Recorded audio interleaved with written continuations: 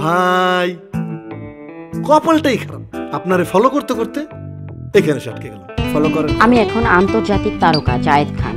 সম্প্রতি অস্ট্রেলিয়ার সিডনিতে প্রবাসী বাংলাদেশিদের বিনোদনে মাতিয়েছেন ঢাকাই সিনেমার অভিনেতা জায়েদ খান।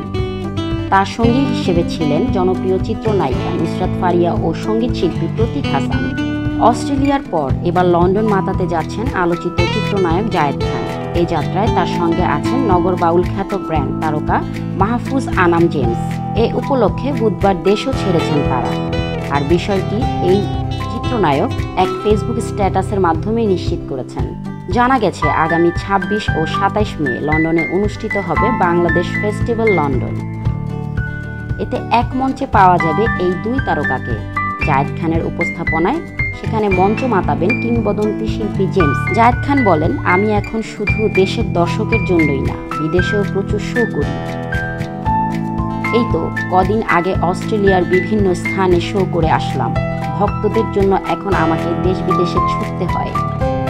বেশ ভালো লাগে তাদের ভালোবাসা পেতে। দর্শকদের এমন ভালোবাসা দেখে মনে হচ্ছে আমি এখন আন্তর্জাতিক তারকা হয়ে গেছি।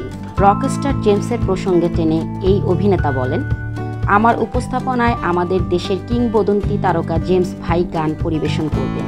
এটা আমার জন্য অনেক বড় আনন্দের।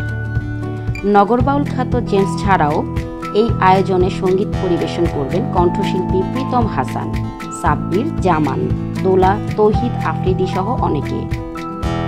এই আয়োজনে বাংলাদেশি শিল্পীদের পাশাপাশি লন্ডনের প্রবাসী শিল্পীরাও অংশ নেবেন। এছাড়াও বাংলাদেশ ফেস্টিভ্যাল এ আয়োজন করা হয়েছে মেলায়।